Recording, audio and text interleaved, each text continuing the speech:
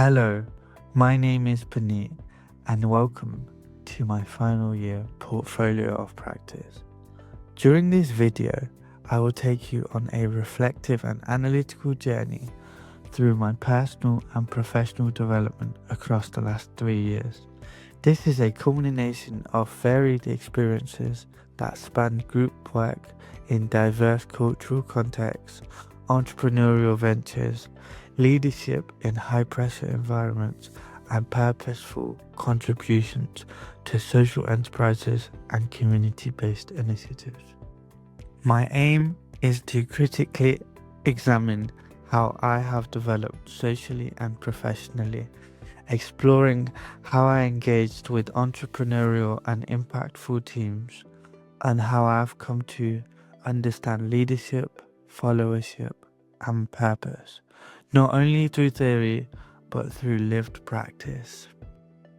At the very start of university, I was motivated, curious, and relatively confident, but I hadn't yet deeply reflected on the role of purpose in professional life. One of the first transformative ideas I encountered was Simon Sinek's Golden Circle framework, which begins with why. This resonated with me because it framed purpose not as a vague ideal, but as a guiding tool for decision making and resilience. The On My Purpose OMP event project in year one was where this became real. It forced me to confront what drove me. The act of producing an event business rooted in shared values helped our team find cohesion. We weren't just delivering an event, we were exploring our why and aligning around it. That clarity helped me understand Sinek's premise that people don't buy what you do, they buy why you do it. First year, learning through team formation and storming. My early group experiences exposed me to the complexities of team dynamics. Tuckman's team development model, forming, storming, norming, and performing, described our team evolution almost perfectly. We initially operated under surface level politeness and vague task commitments. However, during storming, issues like unequal contribution, unclear leadership, and cultural misunderstandings surfaced. We had members from different backgrounds, which added depth but also difficulty. Hofstede's cultural dimensions helped me make sense of the tensions. For instance, I noticed how individuals from high-power distance cultures were less likely to challenge the leader, while others were more egalitarian and vocal. Yet Hofstede's model, while useful, has been criticized for being deterministic and for underestimated intercultural differences. My own experience backed this up. Team behaviors were influenced just as much by personality and context as by culture. Through this, I began to appreciate Belbin's team roles. I naturally took on the coordinator and implementer roles, helping clarify our objectives and ensure delivery.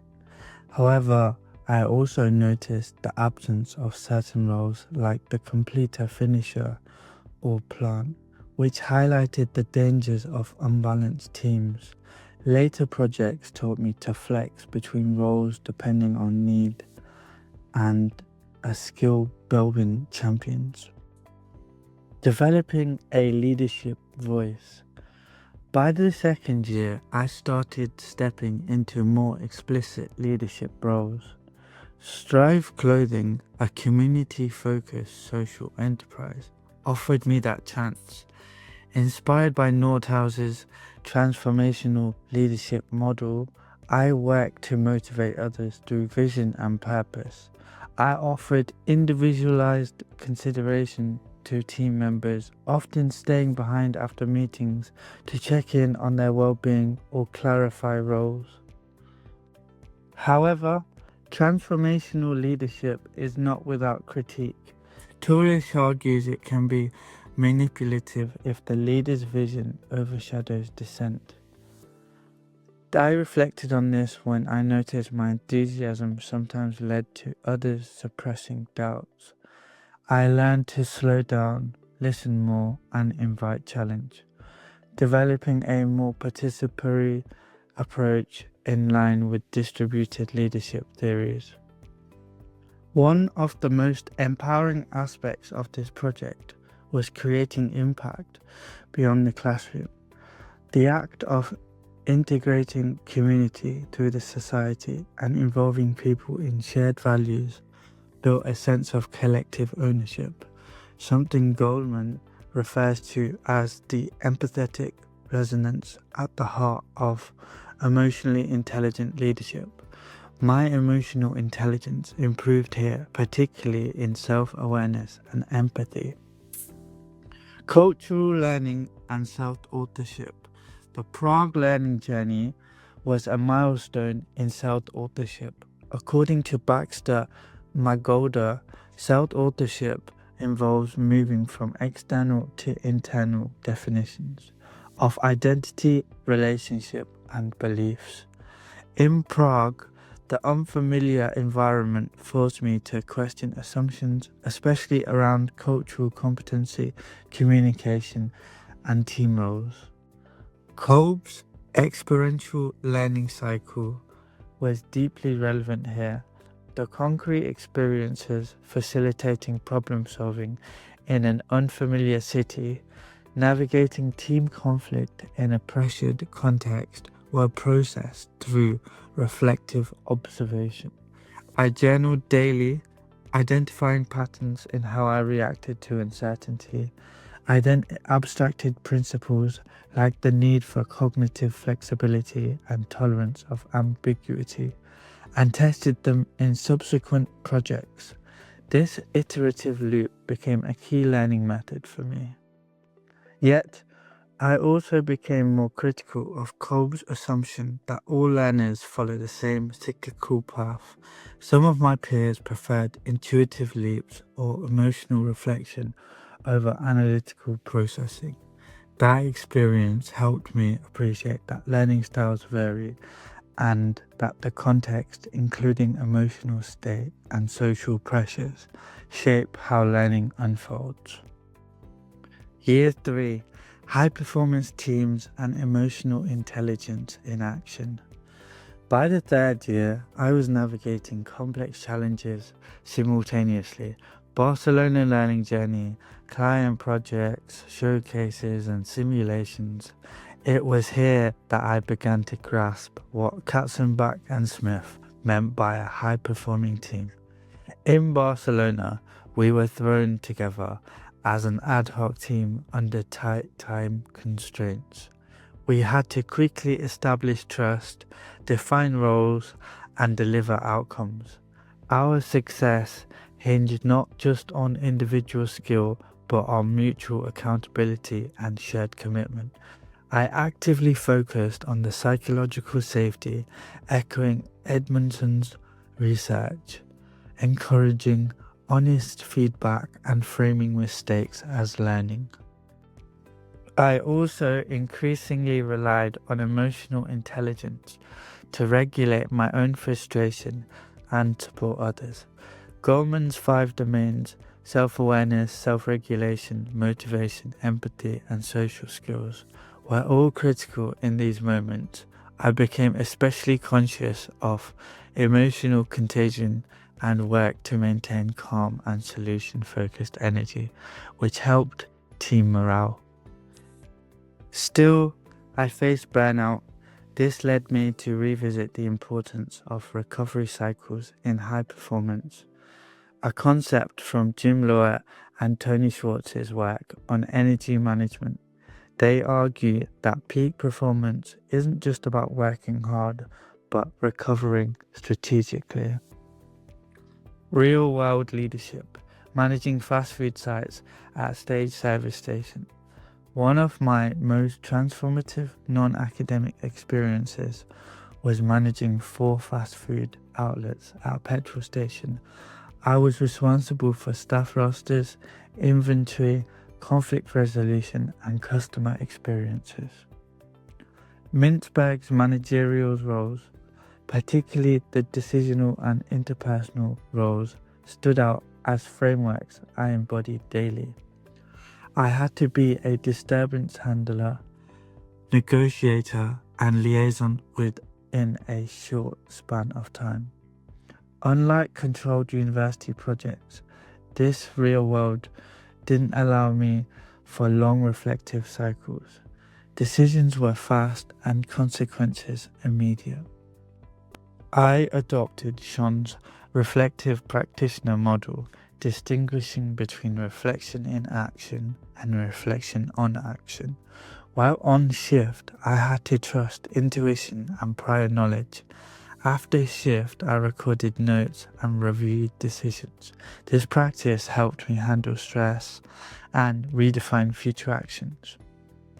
I also led a small multicultural team.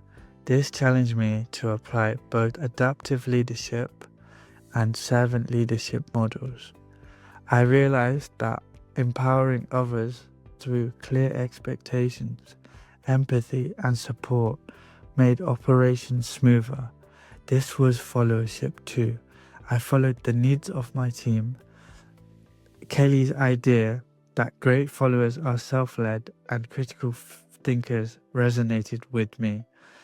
I came to see followership not as passive obedience, but as active contribution to a collective goal. Synthesizing purpose and values. Across all these experiences, purpose has remained a central theme.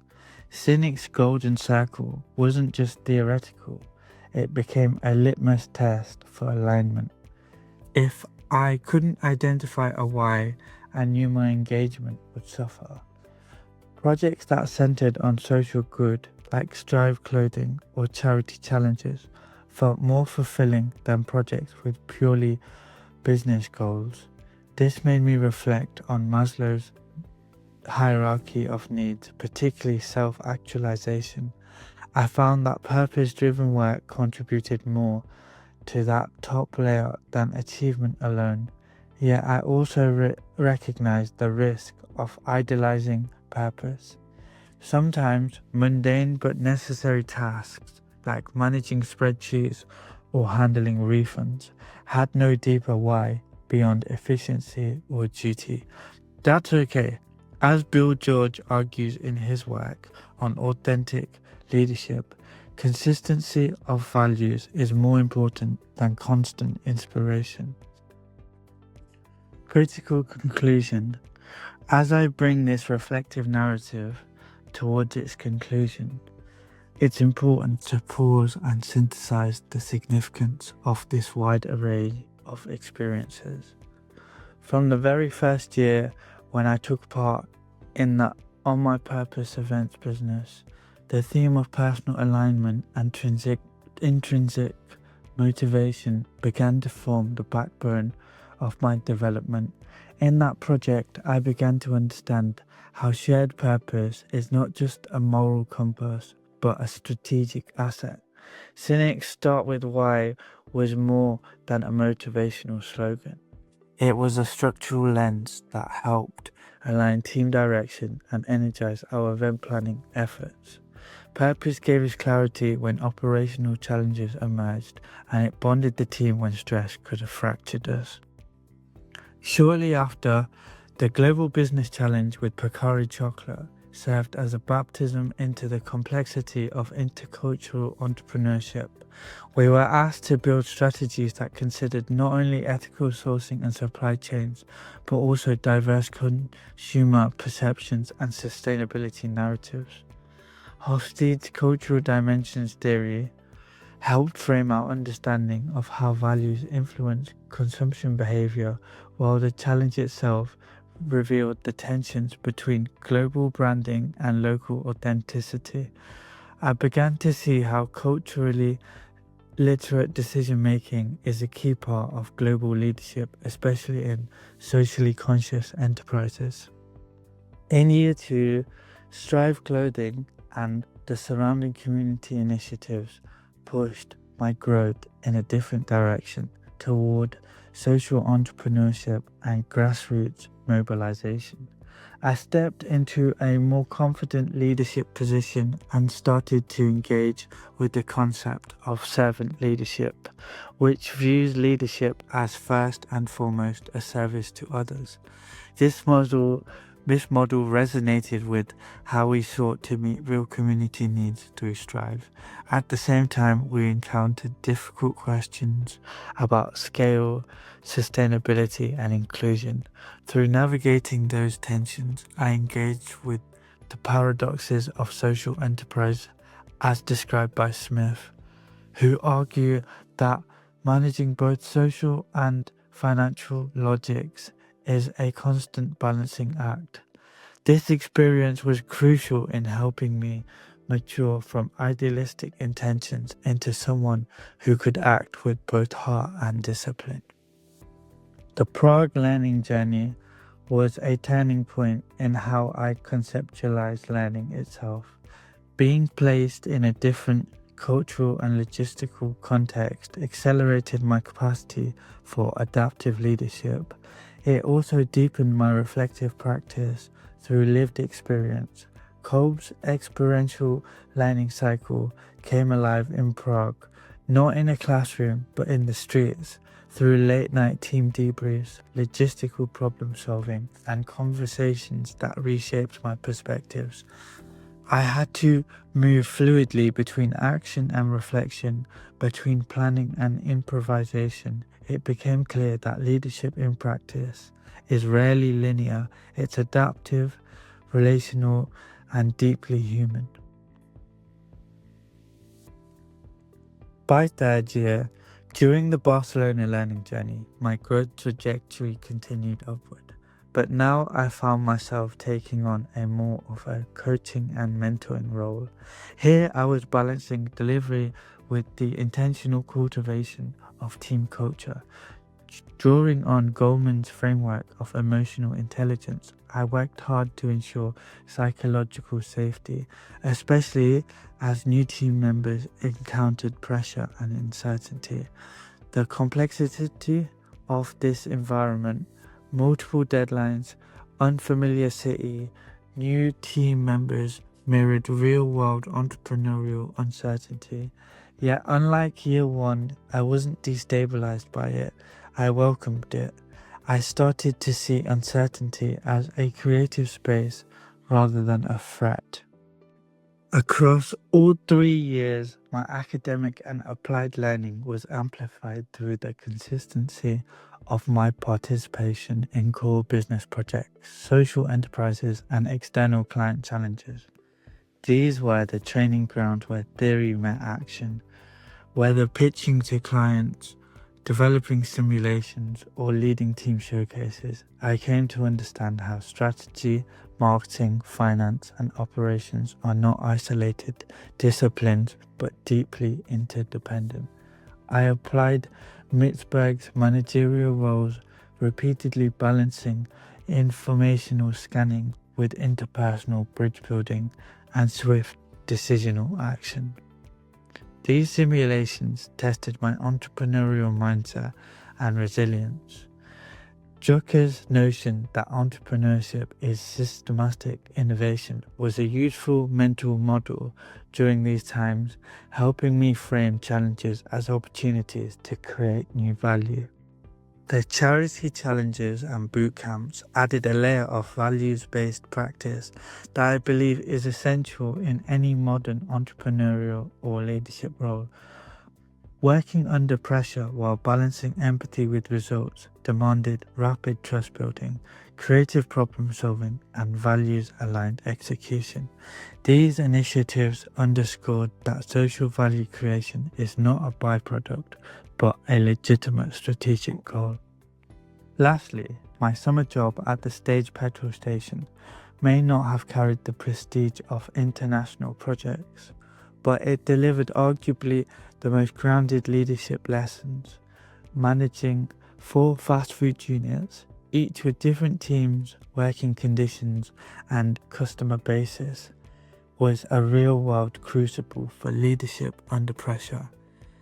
I found myself drawing on a hybrid of Mintzberg's managerial roles, Schoen's reflective practitioner model, and Goleman's emotional intelligence framework on a daily basis. It wasn't glamorous, but it was real. I had to resolve conflicts in the moment, train new staff quickly, and sustain morale amid unpredictable demands. This context crystallized the concept of leadership as practice, not position, not title, but daily action and adaptability. It also reminded me that humility and empathy are not soft skills, they are survival skills, especially in fast-paced frontline environments. Together, these experiences have profoundly shaped my evolving leadership identity. I no longer view leadership as a static trait or the domain of a heroic individual. Instead, I see it as a contextual, collaborative, and purpose-driven practice that requires self-awareness, systems thinking, and emotional resonance. Followership too is not passive, it's a dynamic expression of trust, initiative, and responsibility. Kelly's model helped me value how in many moments the most impactful thing I could do was not lead but follow with intent. This portfolio is not just a record of what I've done, it's a testimony to how I've grown. It illustrates how theory has informed practice, how failure has fed learning, and how reflection has guided transformation. I've moved from understanding teams in abstract to building them in action, from reading about leadership to embodying it under pressure, from seeking purpose to living it. Now, with that synthesis in place, I want to move into a more concise overview of the specific skills I've developed and how I plan to use them moving forward. Key skills gained and where I'm going. Here are some core skills I've developed. Cultural intelligence. Working with diverse teams increased my sensitivity to nuance and reduced ethnocentric bias. Emotional intelligence, especially in conflict management, empathy, and self-regulation. Leadership agility. I've moved between authoritative, transformational, and servant approaches depending on context. Reflective practice. I've cultivated habits of reflective journal and feedback loops. Strategic communication. Pitches, presentations, and client engagement have sharpened how I articulate ideas. As I think about life after university, I aim to carry forward these practices into whichever venture or organization I join or build. My experiences have not only shaped what I do, but how I want to lead, follow, and serve with integrity. Thank you for watching this portfolio of practice. I hope this reflection has highlighted not only my growth, but the profound value of experiential, team-based, and purpose-driven learning. I now see leadership not as a position, but as a practice, and purpose not as a luxury, but as an anchor. Thank you.